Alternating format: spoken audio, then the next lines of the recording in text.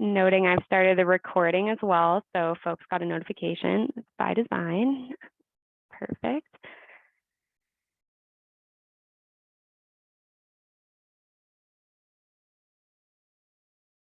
Ooh, Forrest, already launching the hot questions.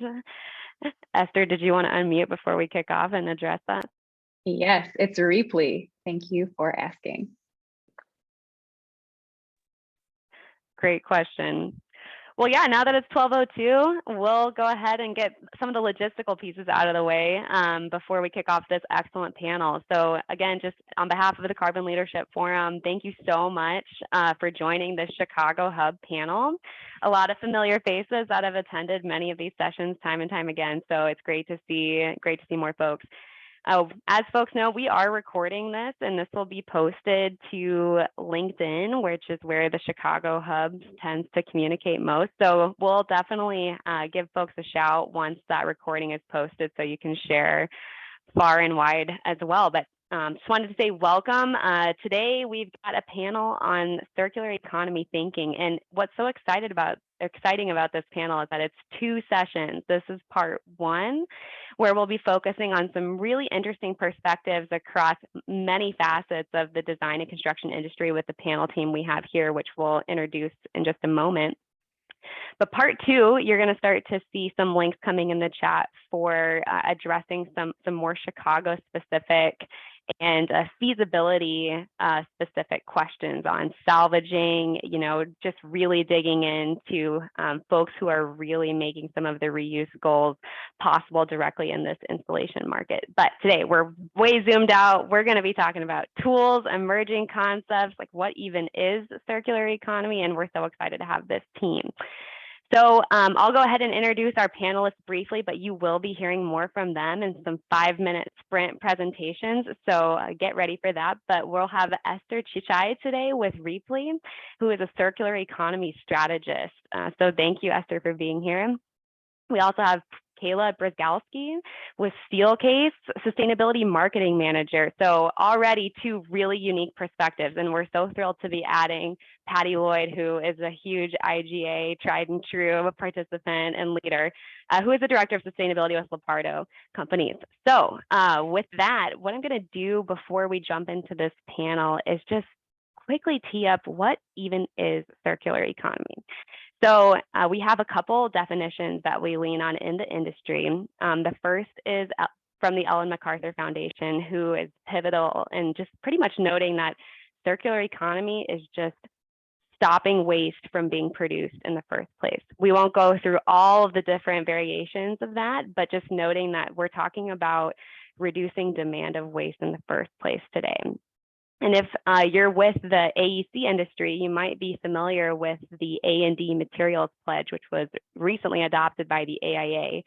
And just kind of noting that pledge defines circular economy as a little bit more multifaceted. We're looking to reuse and improve buildings and designing for a whole flurry of considerations, including resiliency, adaptability, disassembly, reuse, zero waste aspirations. These are a lot of big topics that might feel a little daunting at this point in time. So today is designed really to dig into those definitions across this panel and really start to maximize how each lens really varies on how we actually attempt that. So with that, I wanted to note that we would look to the chat here window to drop questions in, and you see some awesome notes coming in from Emily noting that. So please feel free to use that. We'll be monitoring that throughout. And again, it's recorded, so get ready to share it far and wide. So with that, I think I will first kick things over to Eszter for our first quick introduction presentation. All right, fantastic. Thanks so much, Jill. Let me go ahead and share my screen with you. I have a couple of slides to give an overview of Rheaply. Hopefully you can see. All good? Great, wonderful. So as Jill had mentioned, my name is Eszter Csicsai. I'm the circular economy strategist here at Rheaply. And Rheaply's mission is to make resources more discoverable, transferable, and valuable within the global economy, as you're seeing here. And what exactly does that mean? So the Rheaply platform, which I'll go into a bit more detail on, combined with our services, partnerships, and our ecosystem, helps world-leading organizations as well as government entities better visualize, quantify, and utilize their physical assets and resources. So our approach is really to build resource-conscious organizations by going in and championing the vital and sometimes hidden heroes within each company. So those that see or experience the pain of mismanaged resources, who want to find solutions, and who may already have a sense of the ripple effect of good that managing resources well can have for their company as well as beyond their company. So as we've all seen, just by virtue of needing to organize an event like this one today, it's really hard to know when, how, why, and where to implement circularity practices, because there's so much that can be done, especially when your company is working with clients' timelines and different preferences. And so we try and approach this as a meet you where you are perspective at Rheaply. So we believe that the first step to any circularity strategy, no matter what material you're looking at, is to know what you have, where it is, and when you can see that full landscape of everything, then you can begin to imagine new uses and new life cycles for resources. So for example, by digitizing resources from projects ahead of time, so you already know what's going into a building or an interior, you can solve or alleviate a lot of logistical challenges in areas like storage and procurement, as well as to create new connections based on resource sharing with internal teams, clients, and external partners. So really just thinking ahead, digitizing resources, allowing everybody to see what's available and where it is, you can really become more efficient, and then you can sort of think about where the circularity aspect comes in. But let's begin at the beginning. So companies come to Rheaply for a lot of different reasons. So many have big sustainability related goals. They may need to help reaching, like they have zero waste goals, or they want to kickstart circularity within their company operations, or they want to drive resource oriented community impact goals. But then we also have a lot of companies that come to us that have challenges that may not obviously be connected to circularity or sustainability upfront, such as they may want to improve procurement decisions, they need to decommission spaces quickly and responsibly, they want to access more budget-friendly fixtures or supplies, or simply they just lack a clear centralized system that tracks all of their resources. So we support companies by increasing visibility into resource locations and flows, and standardizing and centralizing resource-related data to help improve collaboration and decision-making, as well as supporting on disposition-related decisions and pathways. The keystone of our solution is the Rheaply platform, since we're talking about tools today. And this provides a comprehensive and centralized tracking and visibility system for resources. So again, do you know where everything is? Do you know where it's been? Do you know where it's moving?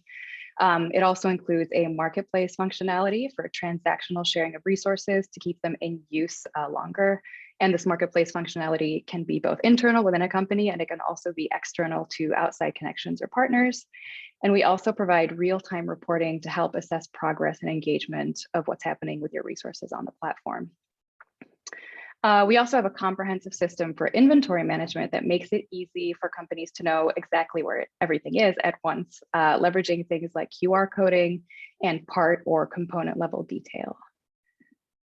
And finally, with all of this visibility, tracking, and resource sharing in place through the platform, all of this is enhanced by a reporting feature, which helps in assessing progress and guiding better future decision-making around resource procurement and management, which is often really the key to longer-term success. So looking at metrics such as value identified in your assets and your resources, value recovered through reusing things, tonnage of waste diverted from landfill, and the estimated embodied carbon footprint of resources that have been kept in use really allow you to compare, why it's worth reusing things and extending the life cycle of assets, to share with clients and to share internally. It really gives you quantitative metrics and goals that you can set for yourself. And so by way of just a quick introduction to myself and my role, as a circular economy strategist here at Rheaply, I manage our sustainability consulting service, which aims to identify the best and most impactful use cases for improving resource management and working with clients to build these long-term strategies for circularity impact and success. So really, we help companies embed these strategies over time and to make sure that they can grow and scale.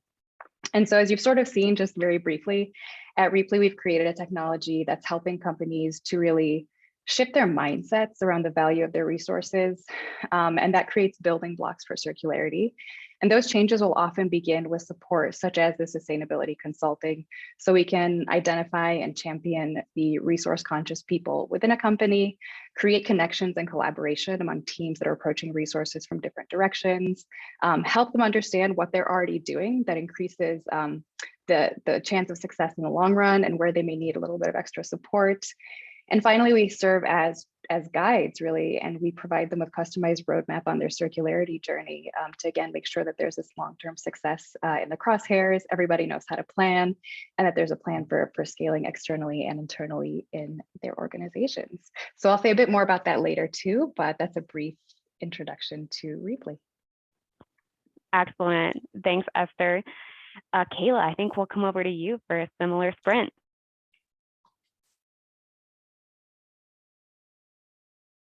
Yes, thank you so much. Let me pull up. All right, so hi everyone, and thank you again for having me today. As Jill said, my name is Kaila Bryzgalski, and I am with Steelcase in product sustainability marketing.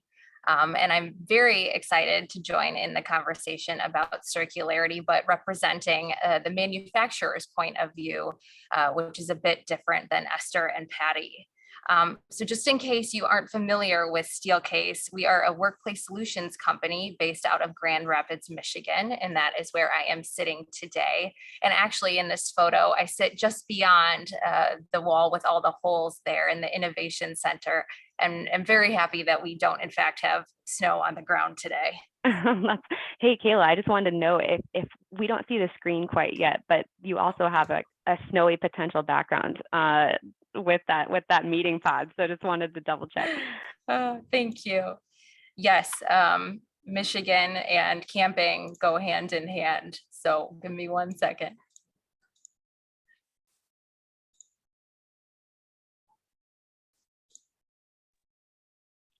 And we've got eyes on a pretty epic tent shot.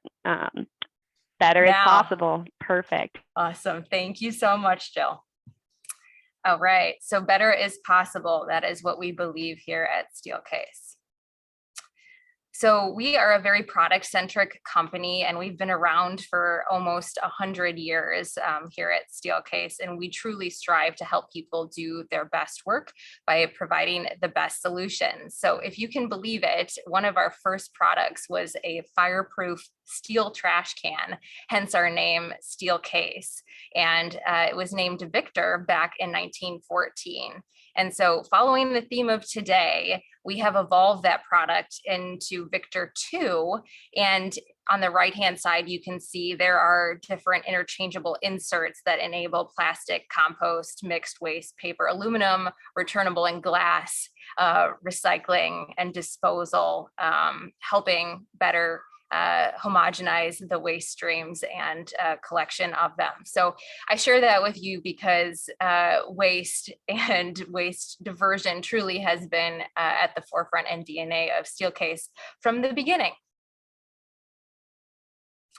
As a manufacturer, we do realize that 80% of a product's potential ecological impact does happen at the design, right? So for this reason at Steelcase, we have a rigorous design for environment framework that is a trifecta here, and we're continuously working to improve product development and the process to consider and improve our impact on climate change through materiality, health, and recycled content through end of life. Most importantly, we are learning that sustainability means different things to different customers. And so we are working to diversify our product portfolio and options so end customers can have choices. And so I'll give you a couple of examples beyond the trash can of how this is represented. So we just recently announced our first carbon neutral product here at Steelcase, our Series 1 carbon neutral chair. It has the same ergonomics as Series 1, but we've measured the life cycle embodied carbon from materials acquisition all the way through end of life, and have invested in offsets through climate impact partners to achieve carbon neutral certification. So for customers that are super focused on reducing their scope 3 emissions, this is a product for them. And over time, we are working to lower that embodied carbon in the design of the chair. My last example is our newly launched Flex collection that gives teams and people more control than ever. So talk about evolving. Steelcase has had to evolve with the pandemic and hybrid work more than ever. So Flex personal spaces gives teams the chance to flex and change from hybrid to work from home to all in the office. And so here you can see in the canted screen that's in the top right corner, we have Chimera Knit as a partnership, and it is a knit to fit product that is using a zero waste, environmentally benevolent process, kind of as a sock. So there's minimal installation time and waste in the creation of that canted screen. On the left-hand side, you can see our Steelcase Flex Perch, which is actually an innovation in sea cycling, chemical recycling. And so it took a once waste stream that was electronics waste and diverted it through BASF sea cycling technique. And it is nylon resin. So it's average 70% post-consumer recycled content using a mass balance system.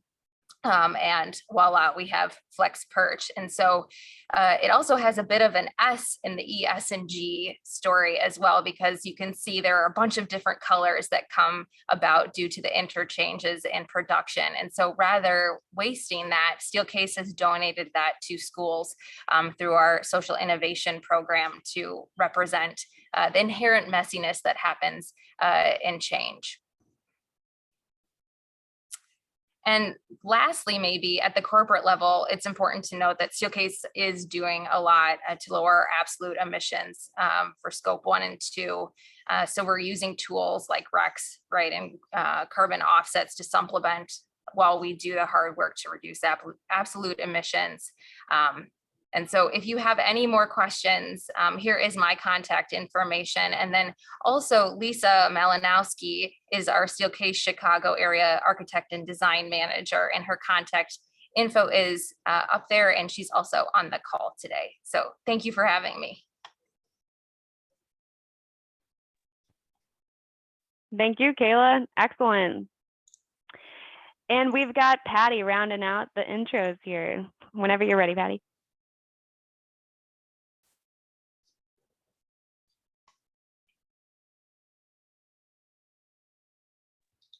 Hello, let me get my screen share right here. All right, can you see my screen? Hey everybody, it's great to join you today. I'm Patty Lloyd, I'm the Director of Sustainability at Leopardo Company.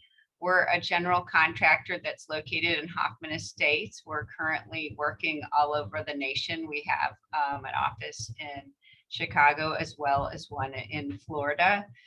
Happy to join you guys today. I run in a lot of different sustainability circles, and this topic is right up my area. So what I really want to present today is like some of the discussion on building materials reuse. It's become my new project that I'm diving deeply in and investigating and trying to find more ways to advance this in the construction and demolition fields. So construction waste, it's a big deal. By 2025, which is just in 3 years, it's expected to reach 2.2 billion tons annually. So that's a pretty big number. You know, construction projects dump about 150 million tons of waste into the landfills annually. This number has grossly magnified since 1990 to 2018 by 342%. I would say we're building more and we're valuing those materials less, therefore we're landfilling them. And then waste from a typical site averages 30% of the weight of all building materials. So these are really big numbers, and this is just a tremendous amount of waste of valuable materials. Tenant interiors is one area where there is a lot of waste, and it's also an area where you have a lot of highly recoverable materials, because I think the tenant interior timeline's about 5 years before there are refreshes done. So there's just a lot of really recoverable materials that have high embodied carbon that could be reused. So this slide is from Doors Unhinged out of Pittsburgh, and they run a little build, I think, all for reuse. So so there's a bunch of challenges in our field, particularly in construction. There's often not enough time in the construction schedule to selectively demolish. So just for some context, selective demolition equals like 7 jobs versus like 1 job of running a piece of heavy equipment to demolish. There's not enough stability in the reuse market to make sure that the materials are there when they're needed. I call it the design to build gap. Like the architect wants to specify it, but they can't guarantee the material is going to be there when they're ready to let a construction contract. And then when the contractor is ready to purchase it, is it there? There's an inundation of certain commodities and then a lack of others. Some materials are just really not sellable anymore. And so we can't fill up the reuse warehouses with those. There's quality and warranty concerned. There's still stuff that gets landfill. It's not recyclable, it's not recoverable. And we haven't figured those materials out. And then design for disassembly, just an amazing concept that has come about. Unfortunately, the buildings we're demolishing now were not designed for disassembly. So there's a lot of adhesives and things that make some items hard to recover or recycle. And so there's a lot of research going on about this right now. It's really become a popular topic. The Ellen MacArthur Foundation has a ton of information on circular economy. And circular economy isn't just what I'm talking about when I talk about recovery. It's what Eszter and Kaila are talking about. It's recycled materials. It's keeping things in the use stream in one way or another. San Francisco environment, great. They're setting the stage for a lot of cities to follow and watch what they're doing. They're in a contract with Rheaply and another nonprofit to kind of pioneer a municipally run materials marketplace. And there's about a dozen observing cities all across the nation watching how this goes down to see if this is something that's scalable and replicable. So it's really exciting. And I have to move our pane here. There we go. I love this quote by Eden. Material reuse and rescue and reuse epitomizes climate action for the building industry. It honors embodied carbon by upending the prevailing linear take, make, waste pattern. So when you're talking about embodied carbon and how you can reduce it, you know, engaging in the circular economy is certainly the way to go. There's a lot of players out there. There's research groups, governments and municipalities, third-party rating systems. There's resellers and nonprofits. To get it to all work, we have to have collaboration between all of us, architects, interior designers, demolition subcontractors, deconstruction, selective demolition subs, or you know, workforce development entities, waste haulers, governments, manufacturers with their environmental product reclamation programs, and the not-for-profit and profit organizations that are actually retailing these materials once they're recovered. Building Green just did a great report, waste not, waste not. And, you know, the Sustainable Construction Leaders Group has been focusing on how can we provide a template to contractors so that they can reduce their waste. And part of that's through the contractor's commitment to sustainability. Here's just a couple pictures of precious resources that we were able to keep out of the landfill on our jobs this year. And I think, you know, the great part about it is it actually represents 3 different scenarios. One in the bottom left, that's just brand new material that didn't get used. We were able to donate that to Habitat for Humanity. The picture of the recliner was from a medical office building that we demolished, and we were able to donate that to a nonprofit. And then the other 3 pictures were all materials that were salvaged on a job and reused on the same job instead of buying new materials. So I really like to share those examples. I hope it gets people thinking of how they can implement some of these things. So that was my slide. Hopefully I didn't overstay my 5 minutes.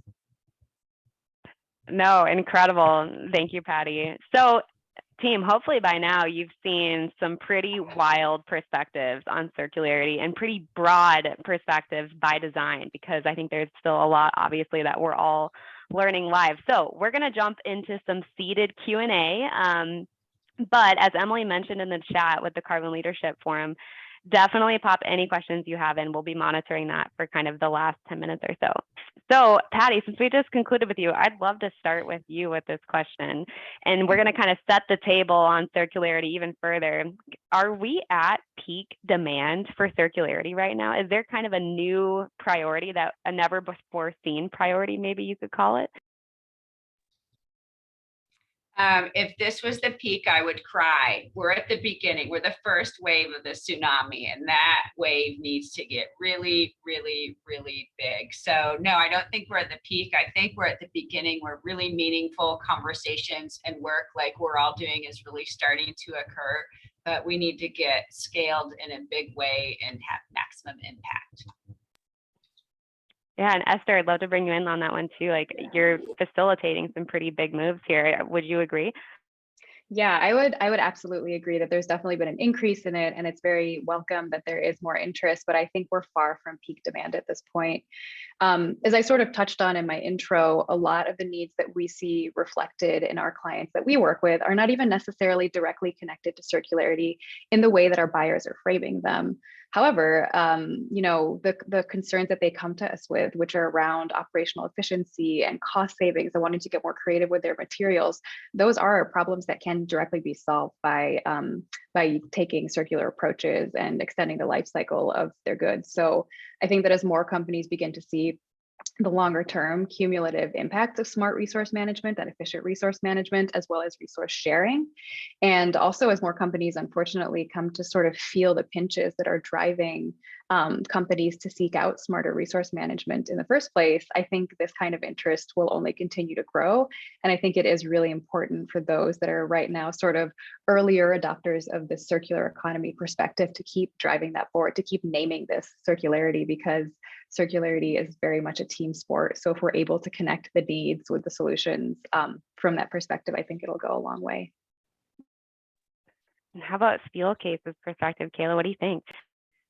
I agree. We have seen ranges with our customers that it's ranging from a new concept for some that don't even know what the word means, maybe more mid-market America's customers, to ranging to be completely used and expected models in some of our larger leading customers, I would say in EMEA. So it is totally across the board. And I agree with what Eszter was saying. In our world, it's mostly about cost savings as the ultimate driver here. But I would say in the past, right, sustainability has been thought about as a burden and maybe as a cost burden, but now it's actually an opportunity for cost savings and a chance for innovation. So it is amazing when you have that conversation with a client and the light bulb goes off that in fact they could save money by implementing circular practices.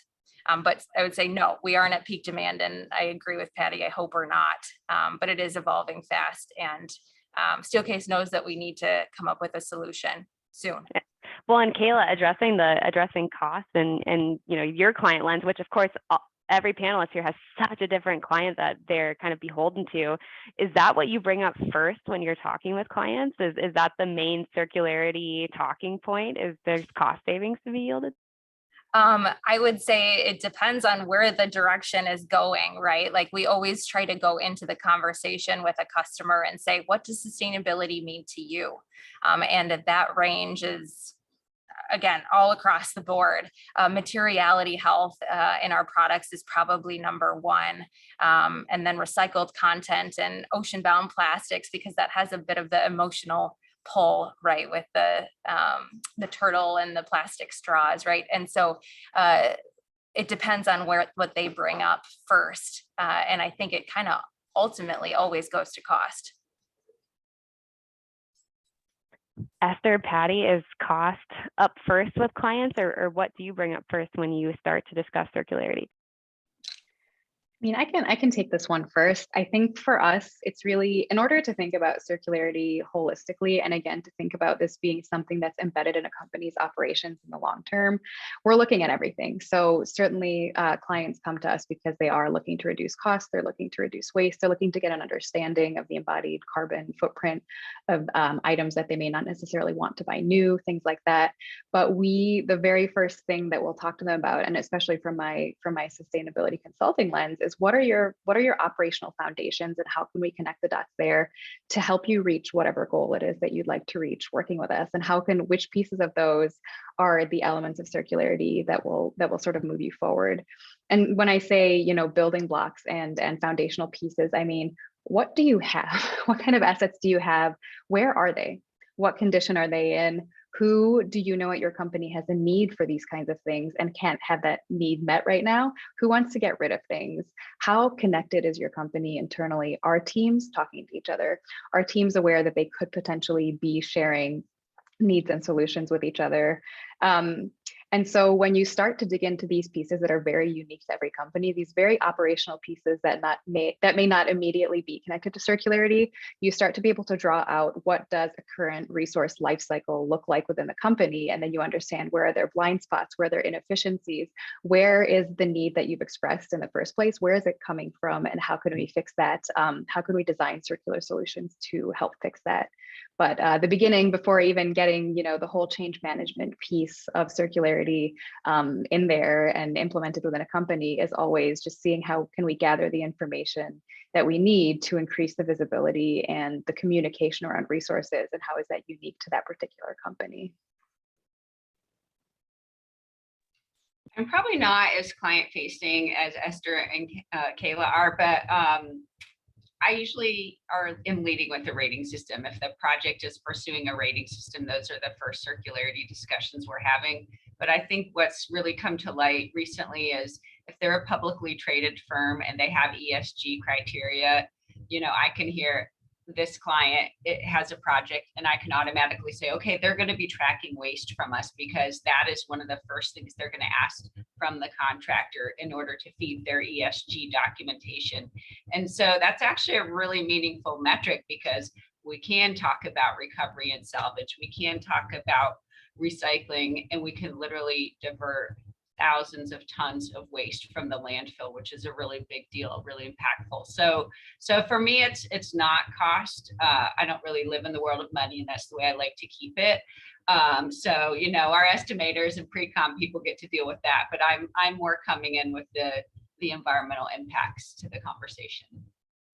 Well, and Patty, if I could do a follow-up quickly, are there projects that don't have a green building program goal, but do, like you said, ESG, do have a reporting expectation from the top of the project where you're not educating on what the potentials are? It's sort of teed up outside of a green building program?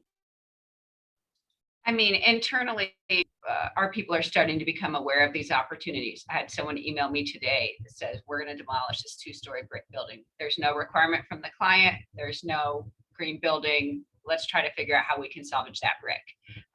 That's just a great example of the cultural things that are starting to happen with our organizations, people becoming more and more aware of the dramatic impact we can have.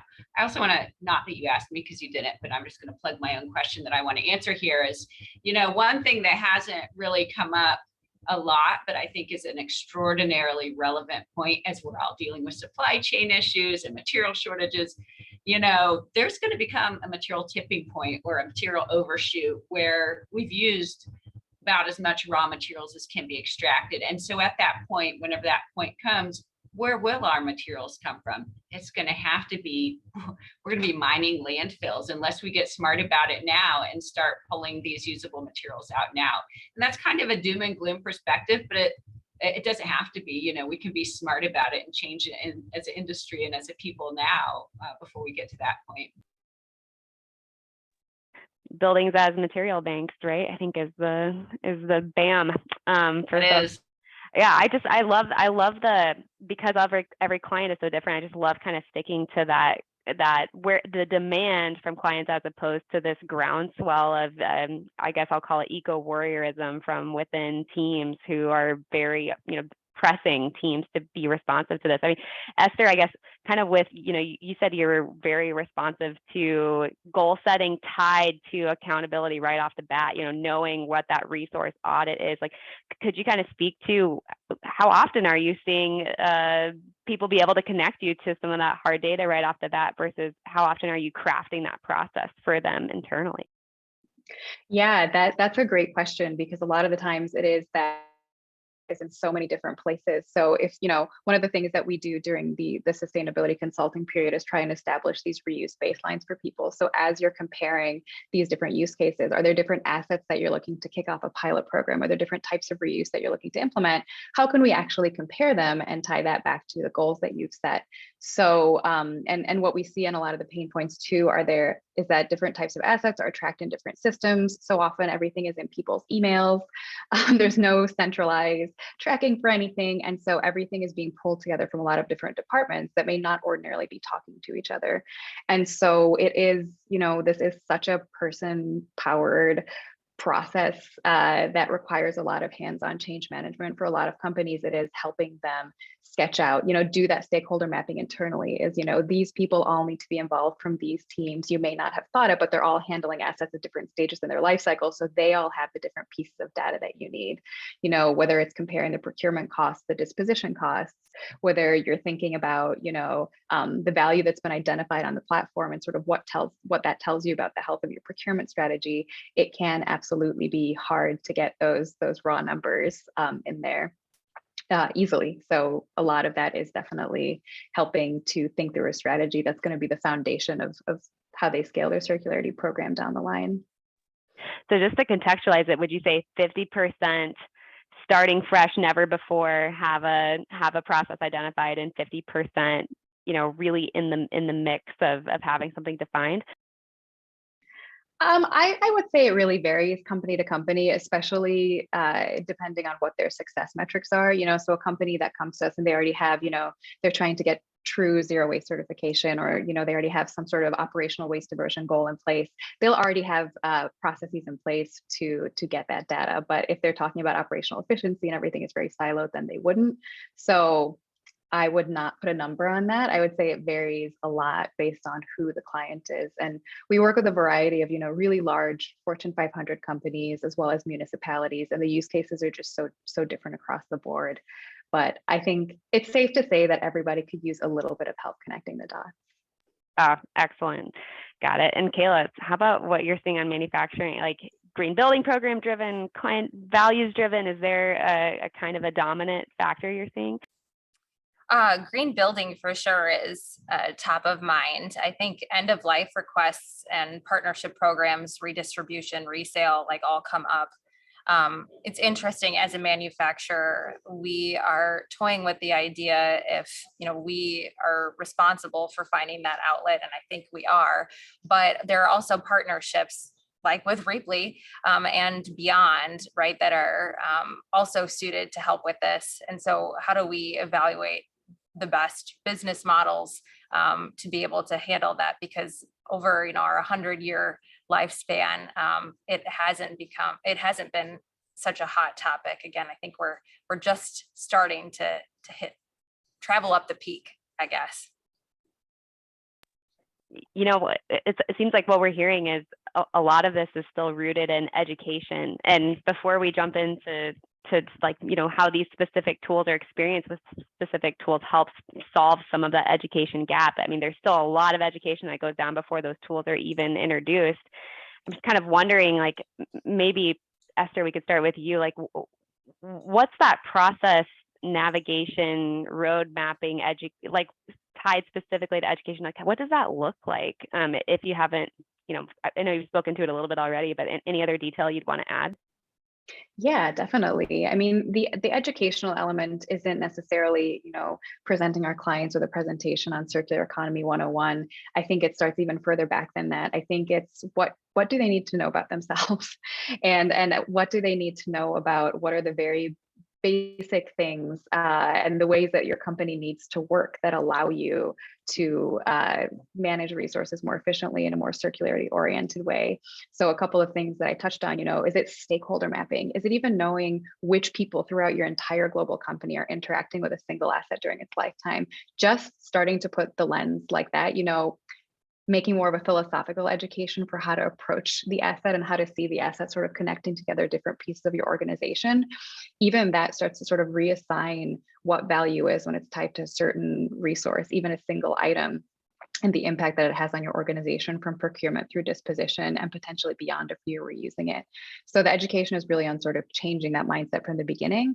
And then when you go from there, you then start educating the company on itself. So again, what departments need to be involved when you're working on this particular kind of resource-oriented change management? What is the data that has to go into this and who has it?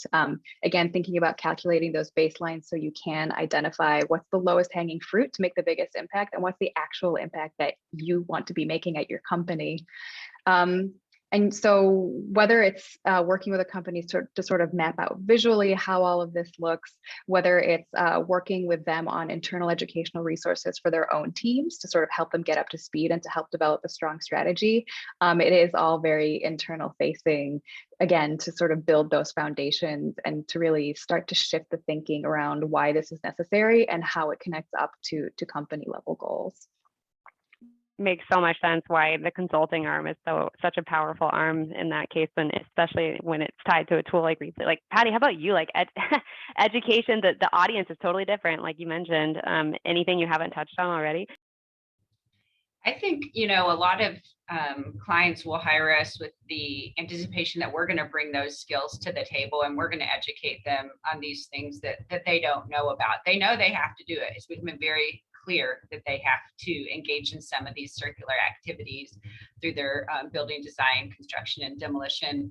But there's a couple other education pieces that are really important to scale up the workforce. And, that's education within our organizations, education beyond just the sustainability person at the client, because a lot of times, you'll get matched up with that person, but you're preaching to the choir at that point, and you need to get beyond that green bubble.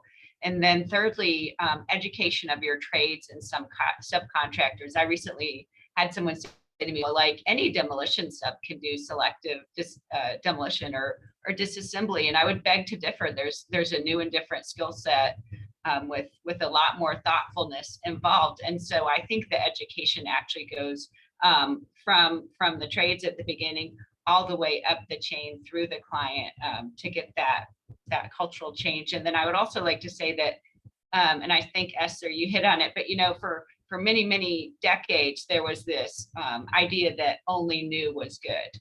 Like using something old or using something that's been made out of something that was fixed, that wasn't cool. That wasn't a good idea, but those things are really important now. Such a great point. And I guess, Kaila, like thinking about the supply chain and you have, again, a totally different audience for education. Like, is that, what's new is not cool anymore? Is that coming through in some of your education platforms? Yeah, for sure, in some ways. And I think you hit the nail on the head. Our supply chain and supplier base is where we probably have to have most education when we are building materials and products. So we have started a supplier engagement platform, and I think engaging 80% of our purchased goods and services transportation suppliers to have science-based targets like we do. And in that, there is a scorecard, webinars, newsletters, right? Like all of the mediums to educate around the problem and climate change, and even as basic, what is circular economy and why they should care.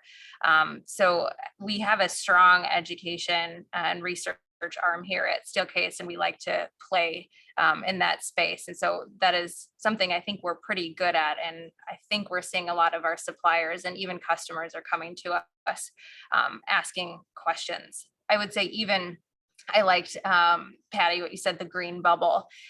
My role, I would say, is a diversion from the green bubble here at Steelcase in an effort to democratize sustainability across the organization. So we think differently.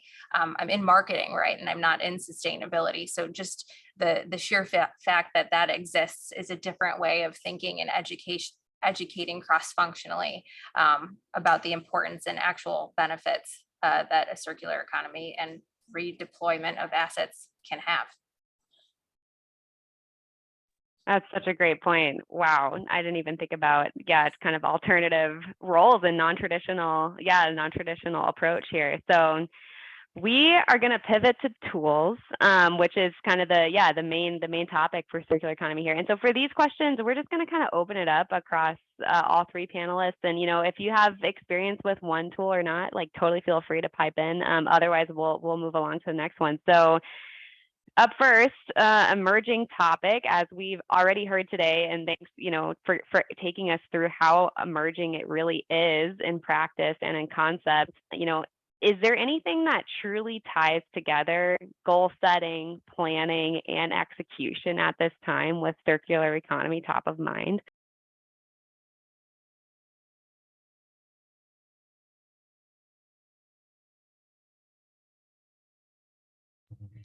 I think you stumped us. Well, I'll just start off and say there are some tools that I'm using that are addressing different parts of this. I don't believe that for my industry, there is currently that tool that has it all. The EC3 tool, Embodied Carbon and Construction Calculator, is a great tool that can be used to identify lower embodied carbon materials. I use the Green Badger tool for my lead tracking and my materials tracking. And then, I've been recommending Rheaply to a lot of clients. We have a lot of clients that are trying to move FF&E out of their sites or different things. And so trying to get them to utilize something like Rheaply rather than me emailing 15 different nonprofits to see if they'll take a chair is a huge, huge savings for me. And thank you for saying that. I did want to jump in and say that that's something that we do intend the Rheaply tool for. So to, again, see the entire landscape of what you have, to have this asset management system in one place, to allow people to communicate internally in a way that's tied to the record of the asset with each other about who's using it, why they're using it. It's QR coded. You can edit the listing, regardless of where the asset is. And then also that reporting piece at the end. So once you're starting to understand the quantitative metrics behind it, you can do both the goal setting and the tracking toward your goals. So we do like to think that it brings together all of the pieces of this process on the platform in this story that's really told through your assets that you're tracking there. And I would say at the very beginning of the inception of the assets, right, we have a couple of tools that we use at Steelcase, and then forward facing for downstream, right? So first is product development process. So circular design is top of mind, and we have goals and incentives to achieve certain milestones. It's not necessarily a public facing tool, but we have our own internally that we're working on. And then origin and mindful materials, those types of databases that are repositories for product sustainability data. We have chosen to partner with Origin, and we have, I think, 90% of our American based sales revenue products out on Origin now, but we hope that helps customers, A&D firms, make more educated decisions and comparing our products against other companies' products. I agree that I don't think these tools aren't quite yet perfect, right? So it's ever evolving. And for example, making sure that customers do look for the carbon numbers and are looking at the disclaimers to see if it's cradle to gate or cradle to grave. So there are differing forms of data out there, but I think it's a start. And so it will be constantly improving over time. And it seems like what folks have mentioned here today it's all in the name of helping streamline the workflow, like making things simple. Like Eszter, you've mentioned visibility multiple times. Anything we haven't talked about yet that helps with that workflow streamline goal? Patty's got one. I just wanted to like kind of draw like a linear picture of the workflow and really hit on the S. How does this put in the S of the ES and G? So Kaila, they put together really amazing, really durable products that last a long time. They're refinishable, they're refurbishable. Okay, so your first tier user purchases it, that reaches the end of its useful life. It goes to a second tier purchaser. Maybe it's refinished. Then it goes, to a third tier, and maybe there's some workforce development programs involved, and you're bringing in the S then, and you're also having those at nonprofit resellers within lower income people can have access to these durable goods. So I really, when I speak about this, like to draw that linear, the whole lifetime of the product and how different types of organizations and entities become involved in it through its life cycle, providing work to people, providing, access to materials to lower income people. And those are all really important parts when you're talking about ESG.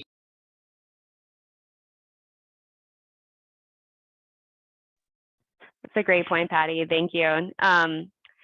Yeah, I think coming from a kind of a design firm background myself, one of the biggest barriers for our workflow is that storage piece. I know we hit on this at the top of the call, like, gosh, folks get their heart set on something in design and then maybe it's not available anymore 2 years when construction really kicks off. Could you help us understand, like, how are tools maybe addressing that storage and visibility and timeline challenge? That's just so kind of a rare one.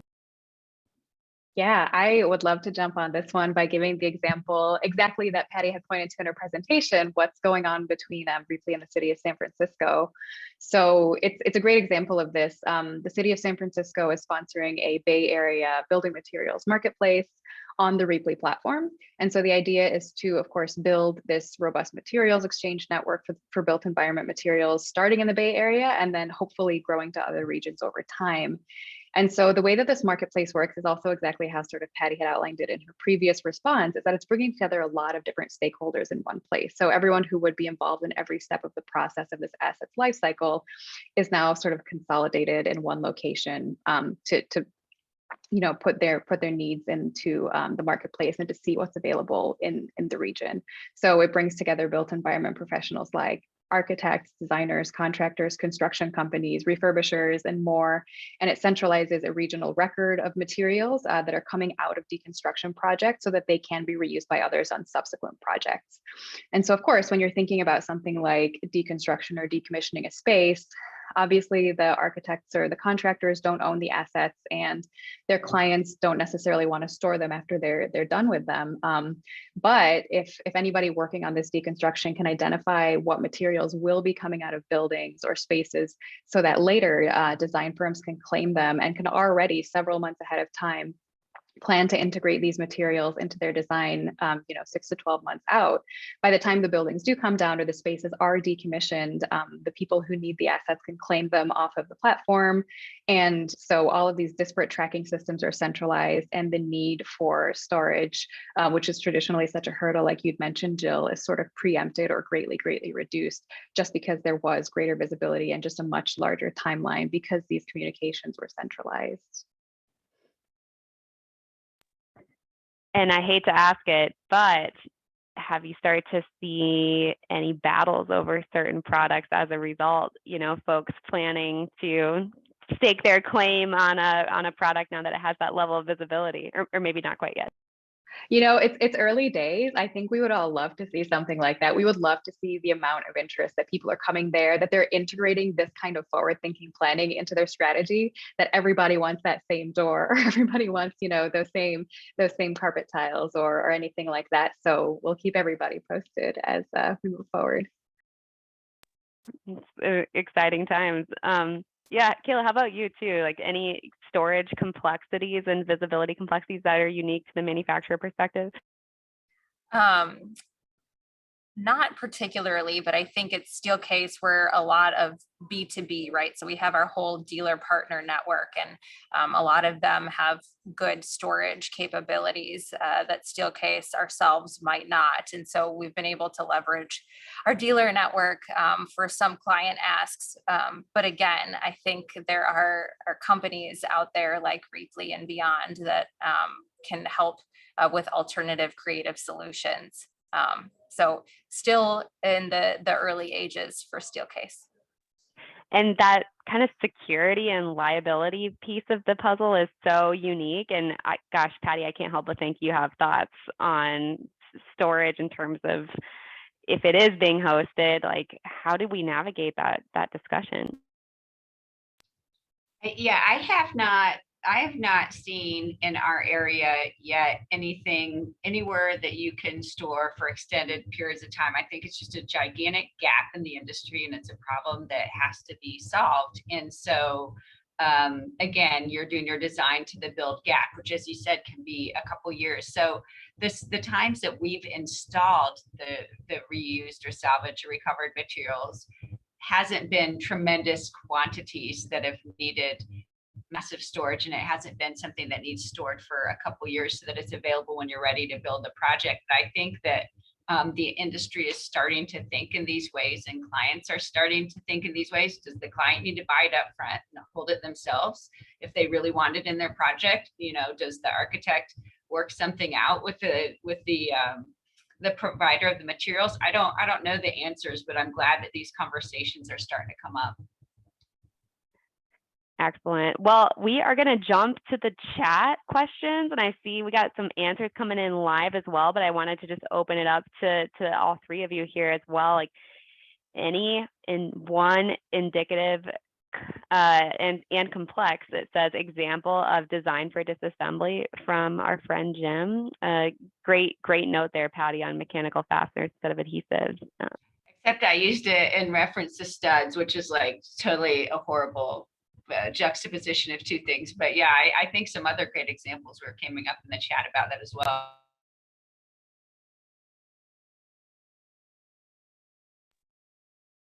Excellent. Any other design for disassembly specific examples we want to drop live? All right, cool. We got some great chatter about, all right, got Jonathan. Anybody able to comment on what industries or sectors are better suited for disassembly? That's interesting. Oh, metal studs, a great example of something for disassembly. Acoustical ceiling tiles, carpet tiles. Those are all items that are pretty easy to get.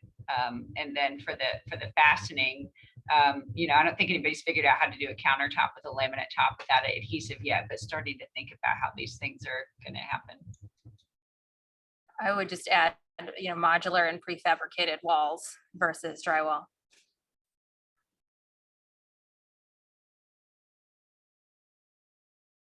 I also want to speak to Jonathan's point, retail versus residential. So the retail sector is seeing a greater uptake of these materials being bought from the resale outlets than commercial projects. So I think the retail market is bigger on that recovery part of the circular economy.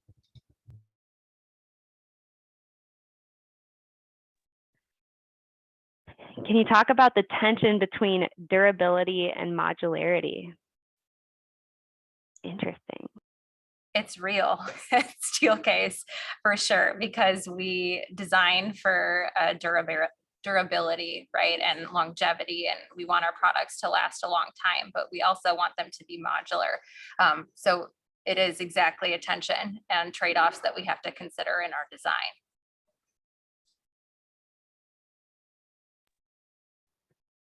Excellent. Thanks for that, Kaila. So we'll have probably a lot more examples emerging after everyone on this call today takes some of these topics and spearheads them at their practices and their businesses as well. But I just wanted to close with our last minute here and just say thank you so much, Eszter, Kaila, Patty. I know I learned quite a bit, and I just can't wait to share this recording around and start to see how it influences part 2 as well. So hopefully everyone has seen in the chat that the part 2 link is live from Emily, and we'll definitely look forward to seeing this recording go up on LinkedIn shortly. Thank you so much for attending. We'll see you all on the other side.